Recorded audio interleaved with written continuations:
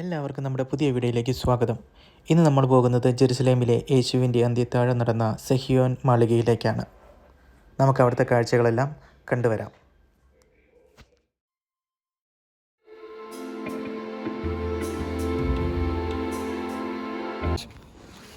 I'm reading to you from Luke. Luke says, in Luke 22, Jesus sent Peter and John saying, "Go make preparation for us to eat the Passover meal." Okay? "Where do you want us to prepare for it?" they asked. He replied, "As you enter the city, a man carrying a jar of water will meet you. Follow him to the house that he enters, and say to the owner of the house, 'The teacher asks, where is the guest room where I might eat the Passover meal with my disciples?' He will show you a large upper room, all furnished. Make preparations there." Okay, so we just came up a flight of stairs, okay, to the upper room. Now let's go take a look. You know this picture, Yeah. okay? It never happened. Okay. This is a Passover meal. I've been so far to more than 70 Passover meals, okay? Okay. Never looks like this. Okay. The leader doesn't sit here, Okay. okay? In our Passover that we just had, 40 people. We had tables coming this way and this way. So people are sitting on both sides, Okay. okay? It looks like this, Mm, okay?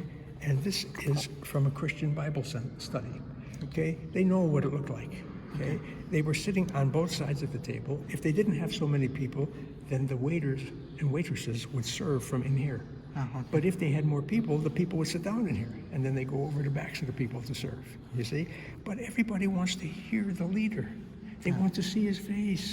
Okay. You can't see his face. If you're sitting over here, you can't see him. Yeah. Okay, it doesn't work. This is just for the picture. Yeah. So Leonardo said, "Everybody please go over to the other side of the table so I can take your picture." That's what happened there. Okay. But this is really the way it looks. Okay. Now, this room is honored as the room of the Last Supper, but the Romans ruined most of the buildings here. They destroyed all of the upper floors. A lot of the lower floors were still there, but the second floor was gone of every building. So that means that this is not the way it looked from the time of Jesus. Was this the room of the Last Supper? We don't know. There are reasons why we think it could have been here, but we don't know for sure. But the Crusaders rebuilt this room. Okay, now that was 1,000 years ago. When the Muslims conquered here, they put in a sign over here, and they put in this, it's called the mihrab. This is the direction of prayer to Mecca. So they made this into a mosque, and they made Jesus a prophet of Islam. And this is to pray to Mecca, okay? Now, over here is a sign. It's in Arabic. Okay. Okay. I'm a little crazy. I want to know, what does it say? Yeah. Okay. So I went out to a friend, he's Muslim, Okay. and I brought him in here to translate the sign. He looked at it and he said, "Lee, I can read it, but I don't understand it because the language is too high." Okay. Okay. So he says, "My uncle is an imam. Okay. This is like a priest." Okay. He says, "I'm sure he could read it. Let's get him. Let's see if he can translate it." Okay. So he comes in and he starts to read, and he says the words are difficult. It's like to read Shakespeare, very fancy words, okay? Okay. He says, but this is his translation, which I wrote down here, okay? Okay. And it says there, "In the name of Allah, the compassionate and merciful, the purification of this place," they made this pure, "the removal of the heretics." Now, who are the heretics? Do you know what a heretic is? Somebody that is not a believer Okay. in the religion. So who is the removal? Who is he throwing out? The Christians. Because he's making this into a mosque. Yeah. Okay? Okay. So he's throwing out the Christians. He says, "And we will establish a mosque," right here, "in which the name of Allah alone will be mentioned." We're not going to use Jesus' name in here, only Allah. Allah. Okay? He says, and then it talks about the Sultan who gave the money to make this place, and then it says, and it gives you the date, and the date is from 930 is the date from the time of Muhammad. They're not starting with the birth of Jesus, they're starting with Muhammad, okay? And it says, and the praise to the only Allah. That's all we will praise in here from now on is Allah. Okay? Okay. Now, a lot of times, here's Christian people. A lot of times they'll be over here and the pastor or the priest will stand on the steps Okay. and talk to them. Okay. And right over there is a sign that says we have to throw out the Christian people from that. This is what I see. Okay, now, come over here. I want to show you something very interesting.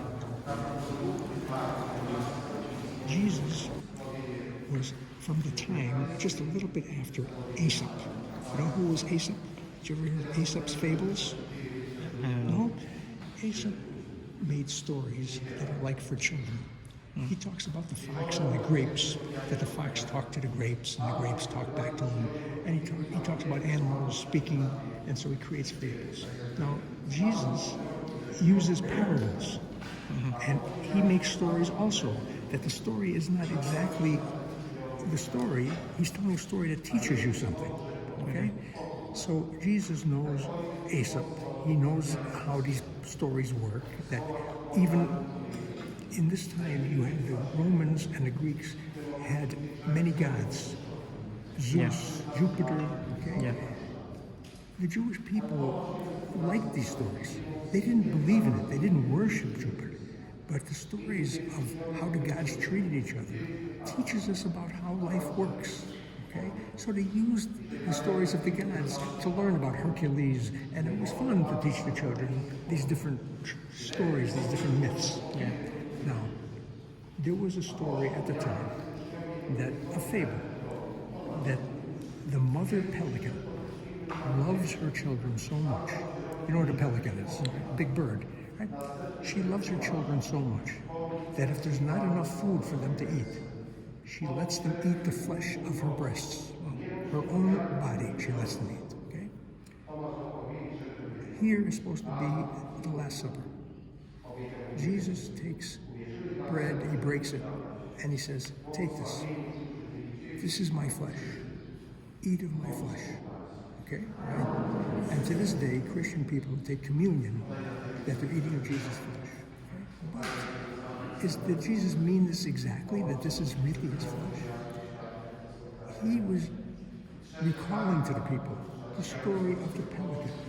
He says, just like the mother pelican loves her children so much that she would let them eat her flesh. Did it ever happen? No, it never happened. Okay, the children did not eat from their mother's chest. Okay, but it's showing the love of a mother for her child. And he says, so do I love my followers, that I would give my own flesh for them. I would give my body for them. Okay, so does he really mean to eat of his body? No, he's comparing himself to a mother's love. Okay? Now, is this from me or from my teacher? No. But this is a story that is passed on from the time of Jesus.